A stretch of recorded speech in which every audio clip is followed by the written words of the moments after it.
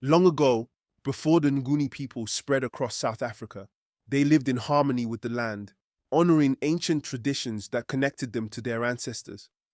Nala and Kato, two young siblings, stand on the edge of their village at dawn, gazing over the vast savanna under a pink sky.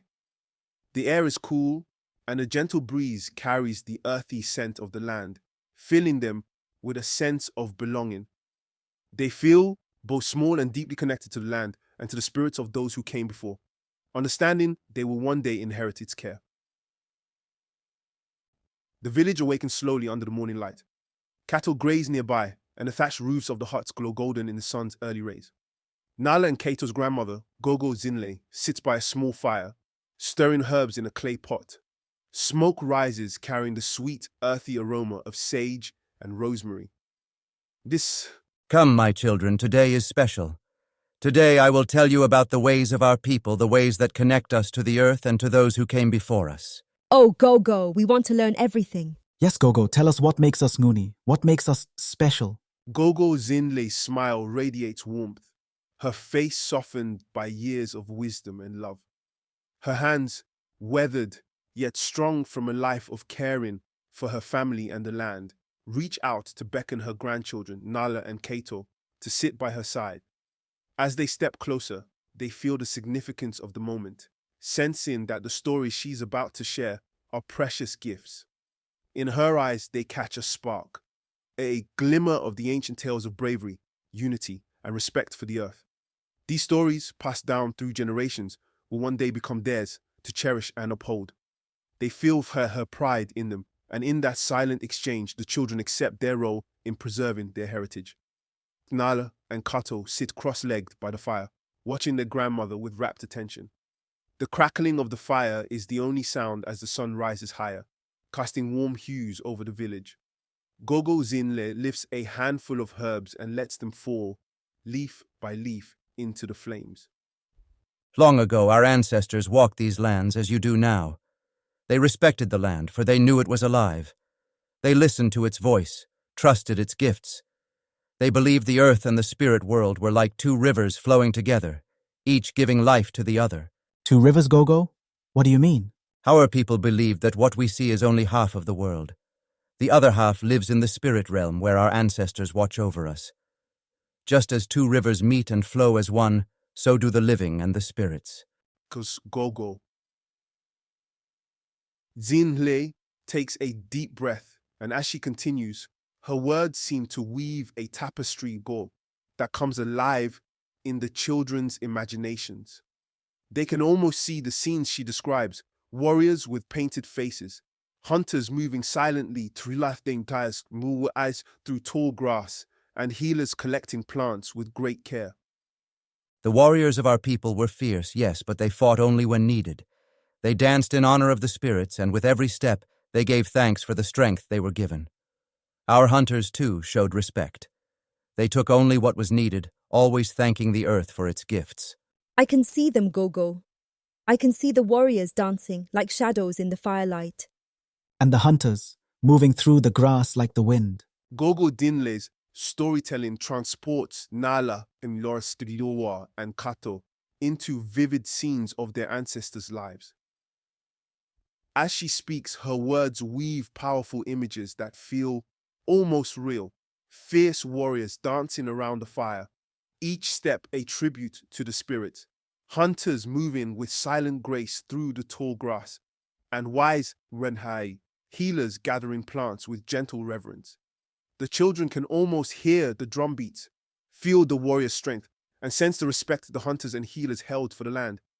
Gogo's voice softens as she continues, and now whispers, as if to avoid breaking the spell. I can see them, Gogo, like shadows in the firelight. Kato joins in, and the hunters, like the wind.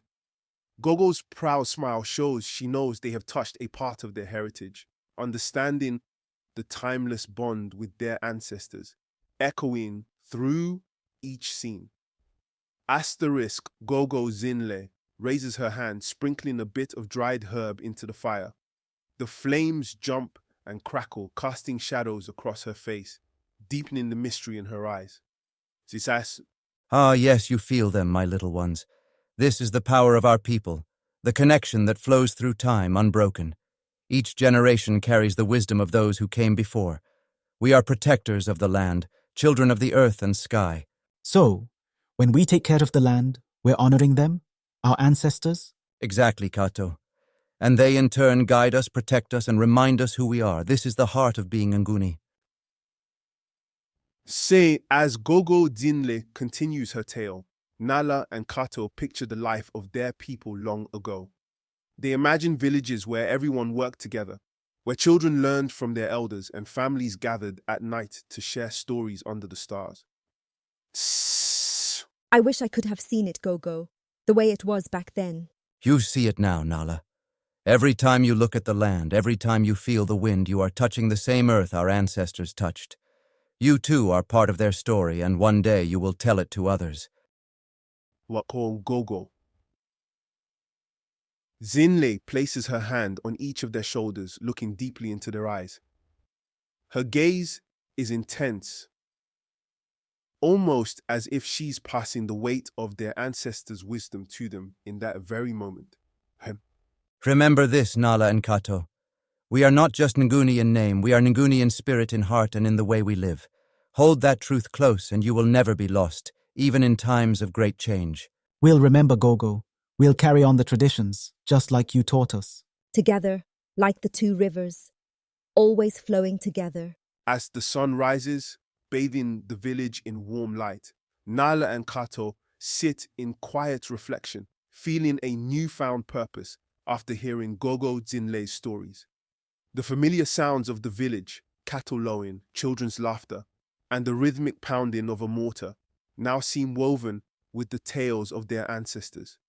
They realize that they are part of a lineage as enduring as the rocks and as resilient as the tall grasses around them.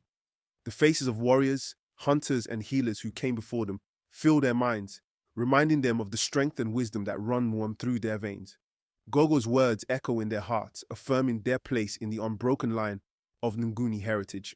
Together they rise, hands clasped, determined to carry forward the spirit of their ancestors. Under the golden sun, Nala and Kato embrace their heritage, ready to honor it, and one day pass it on. As the seasons come and go, Nala and Kato grow older, and with each year their grandmother, Gogo Zinle, teaches them lessons about resilience, a quality as vital to the Nguni as the sun and rain. They learn that resilience isn't just about strength, but about finding courage and unity in times of struggle. Yet one year, the rain stops. Day after day, the sun beats down relentlessly on the village, and the crops begin to wither. The rivers, once flowing and vibrant, dry to little more than thin trickles of water winding through cracked earth. The Nguni people find themselves facing a severe drought, one that tests their spirits, their unity, and their ability to survive. The village is quiet under the relentless midday sun, the air thick with heat. People move slowly, conserving energy. As they gather around Chief Bekizizwe near the village center, the fields are dry and the crops, once green and thriving, now lie wilted and brown. Children cling to their mothers, and elders fan themselves, their faces etched with worry. Listen, everyone. Our ancestors have faced trials greater than this. We are Nguni.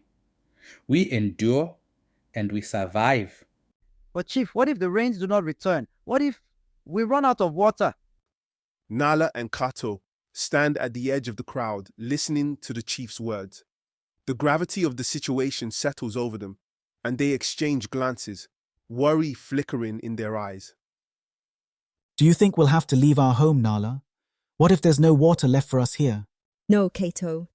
Gogo says we are stronger when we stand together. We'll find a way just as our ancestors did. Under Chief Bekizizwe Iji's guidance, the villagers gather to share their limited food and water, each family contributing from their small reserves. United by a shared resolve, they organize carefully, rationing food and conserving every drop of water. Families that once kept to themselves now work side by side, driven by a common struggle and a renewed sense of unity. Everyone plays a role.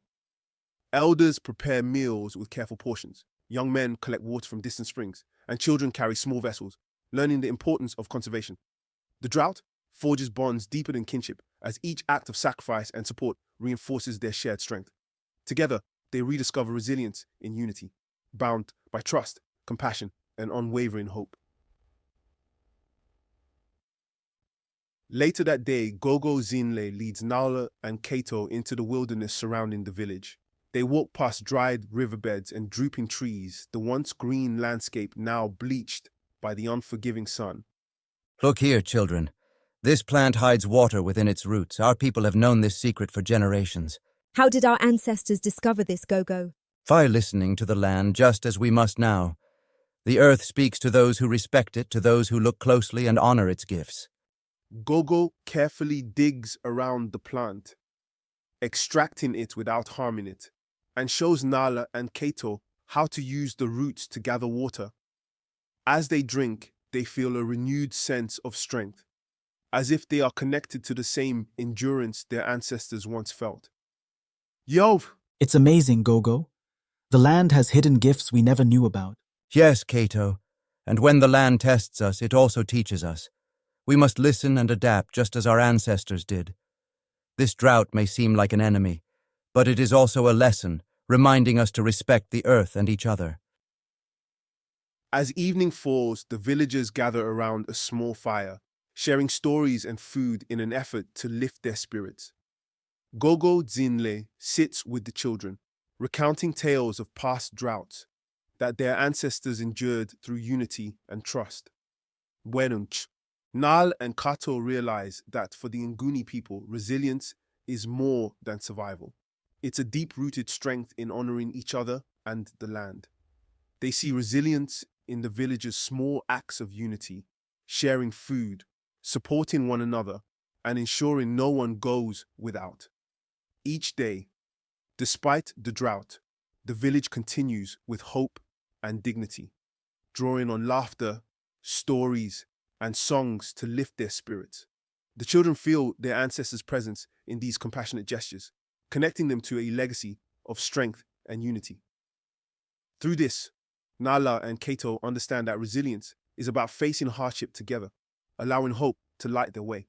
They feel proud to be part of an unbroken line of people who have endured and will continue to endure.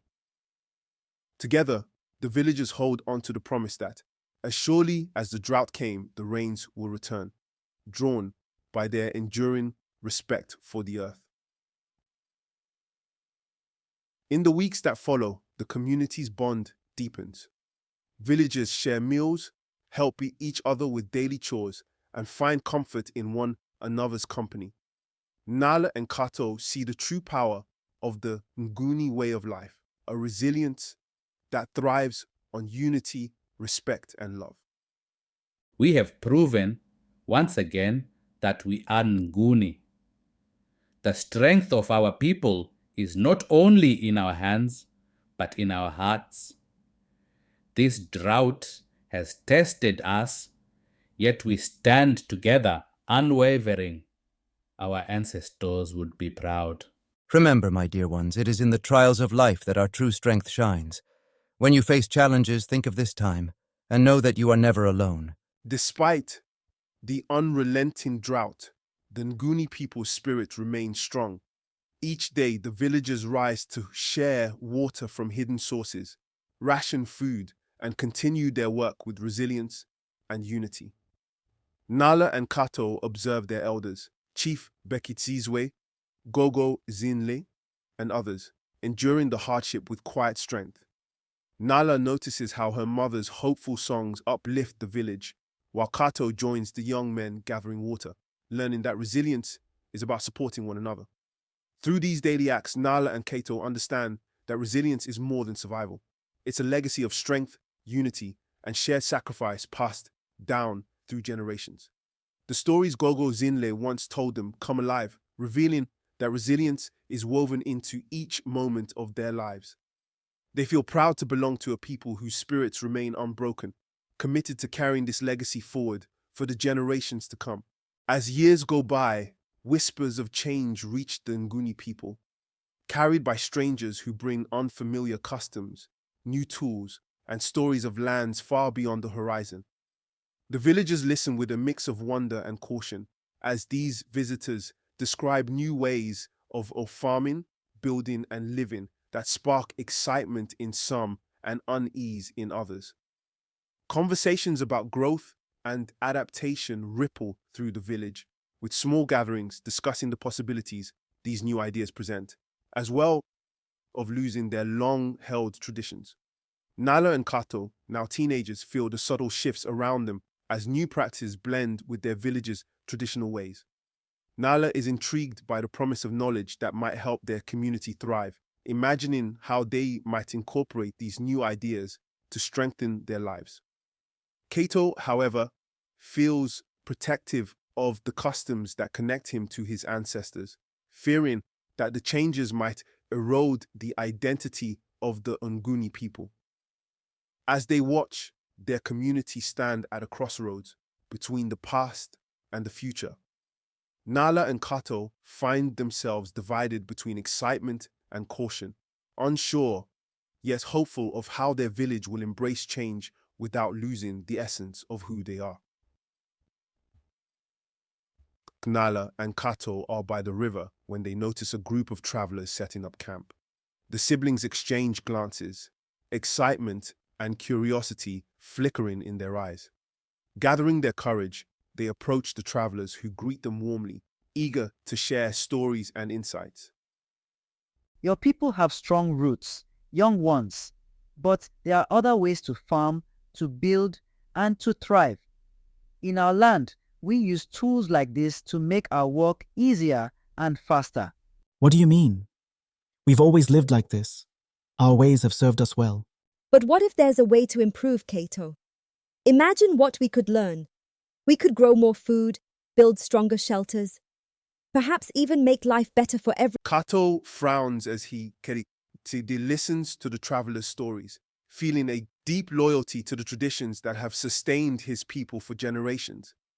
To him, these customs are sacred, and change feels risky, as though it could weaken the bonds that hold their community together. He remembers the teachings of his elders and fears losing the essence of what it means to be Nguni. In contrast, Nala is captivated, her mind brimming with the possibilities the travelers describe. She envisions a future where their village thrives, combining the strength of their ancestors' wisdom with the advantages of new tools and methods. To her, change is an opportunity to honor their past by adapting, just as their people have always done. She imagines a future where the village is resilient and prosperous, fortified by both tradition and innovation. Nao sees this as a path that respects their heritage while embracing growth. The siblings return to their village, where the air is filled with the sounds of daily life, children playing, women weaving baskets, and men tending to livestock. But now there is a new energy, a quiet ripple of change moving through the community. Some villagers whisper about the new ideas with enthusiasm, while others shake their heads, wary of abandoning their heritage. Do you really think we need all these changes, Nala? What if we lose who we are in the process? Change doesn't mean forgetting, Kato. We can keep our traditions and still learn from others. We don't have to lose ourselves. We can grow and still remain true to who we are. That evening, Gogo Zinle gathers the villagers around the fire, sensing the divide that these new ideas have brought. The firelight dances on her face as she speaks, her voice calm and wise, carrying the weight of her years and the wisdom of their ancestors. Nal and Kato listen as Gogo Dinle's calming words flow through the villagers, easing their concerns. Her voice, filled with wisdom, is like a gentle river, soothing their fears about change. Gogo explains that embracing new ideas doesn't mean abandoning their heritage. Instead, it's like a river that bends and flows but always remembers its source. Nala Boafe York Friend as and Kato the Welais delays that change can coexist with tradition, carrying forward the strength of their ancestors while adapting to the future. The villagers, once anxious and divided, nod in agreement, reassured by the possibility of blending the old with the new. Even the skeptical elders feel a sense of unity and shared hope. They now see that by carefully integrating new practices, they can honor the past and strengthen the community. With trust and clarity, the villagers embrace the idea of growth without losing their essence. In the days that follow, the village begins to experiment with some of the travelers' methods, using new tools to cultivate crops and build shelters. Nala and Kato help their elders, showing them the new techniques while also honoring the traditions they learned as children. See, it's not so different from how you taught us, only now it's easier. We can plant faster and still give thanks to the land, just as you always showed us. Maybe this change isn't so bad, Nala. It feels like we're honoring our past while building a stronger future. Through small changes, the villagers discover a balance between tradition and innovation. They remain rooted in the ways of their ancestors, yet open to learning and growing. Nala and Kato see that their people are stronger together, resilient not only in preserving their heritage, but in adapting when necessary. The village takes on a renewed energy, as young and old work side by side, blending the strength of tradition with the courage to embrace change. In this balance, they honor their past and protect their future, embodying the spirit of the Nguni people, a spirit that is both steadfast and ever-evolving. In the final chapter, Nala and Kato are no longer the curious children they once were. Now young adults, they have each gathered wisdom from the world around them, lessons of resilience, change, and unity. The challenges they faced alongside their people have shaped them, deepening their connection to the Nguni way of life.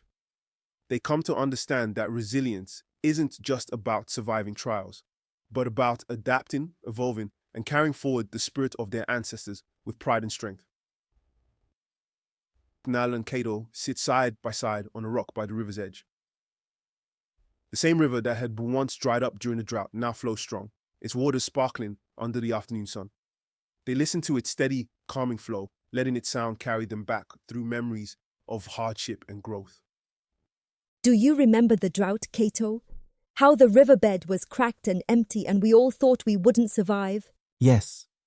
I remember the look in everyone's eyes, how fear crept in, but also how our people didn't give up. And look at us now. Our village has changed. But we're still Nguni, as strong as ever. Nala and Kato fall silent, reflecting on how far they and their people have come. They remember the challenges of the past, the drought that left the riverbed dry, the arrival of strangers with new ideas, and the questions about adapting while honoring their heritage. Each struggle strengthened their community, allowing them to embrace change without erasing their past. As they look at the river, now flowing strong and steady, it becomes more than just water. It symbolizes their resilience and unity. The river, once a source of survival, now serves as a reminder of their enduring spirit. Like the river that bends yet never breaks, they realize their people's strength lies in adaptation, rooted in tradition, flowing forward with the resilience of generations past, ready for the future. Nala picks up a smooth pebble from the riverbank, tracing its shape thoughtfully as she turns to Kato. A gentle breeze stirs, carrying the scent of wild flowers that grow by the water's edge. It's like this stone, isn't it? Shaped over time by the river, but it still holds its form, its strength. I think that's what our traditions do for us, Kato. They shape us, make us strong, even as we change. Yes, and like the river, we flow around obstacles, finding new ways forward without forgetting where we came from.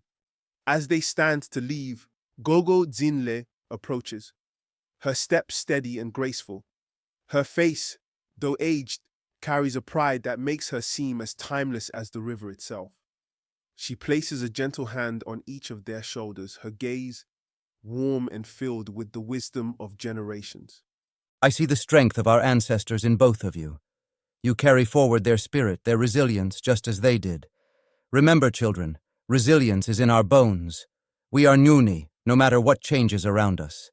We've learned so much from you, Gogo, and from our people. We'll keep their stories alive, their strength, just as you taught us. Yes, Gogo.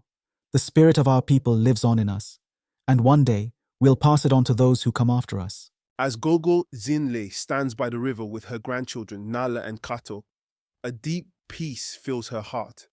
She feels the presence of countless ancestors in the air, their wisdom, resilience, and dreams woven into the land. In Nala and Kato, she sees reflections of those who came before, warriors, healers, and farmers who carried forward the spirit of the Nguni with strength and hope. A gentle breeze stirs, rippling the river's surface, as if acknowledging this powerful moment of connection. Nala and Kato, sensing the weight of their heritage, feel bound not only to each other, but to the unbroken line of their people. Together they stand in reverent silence, knowing they are part of something timeless. Gogo Zinle's heart swells with pride, confident that the legacy of the Nguni is alive and will endure in the hands of her grandchildren. Gogo Zinle, Nala, and Kato walk back to the village together, feeling the weight of the past and the promise of the future. In the village, life continues as it always has, but now it carries a renewed energy, a blend of the old and the new, a testament to the resilience that defines the Nguni spirit. Remember, resilience is not just about standing strong, but about bending without breaking. Our people have faced many challenges, yet we remain united. That is our strength. We'll carry that strength forward, Gogo. We'll honor our ancestors and embrace what lies ahead. We're ready. As Nal and Kato walk beside the river, they feel a deep connection to their heritage, knowing they are part of yon unbroken line of Nguni who have endured and thrived for generations. The river, winding through rocks and roots, symbolizes their people's resilience. Steadfast, yet adaptable. This realization fills them with pride rather than burden, as they see themselves as carriers of a legacy built on strength, courage, and unity. The landscape around them, sturdy trees, hills, and the river's steady flow, reminds them of their ancestors' spirit, guiding them forward. They understand that their journey is both rooted in ancient traditions and open to new possibilities, much like a tree with deep roots and growing branches. Together, with hearts full of gratitude, they walk into the future, determined to carry the Nguni legacy forward, grounded by their past and inspired by the promise of tomorrow.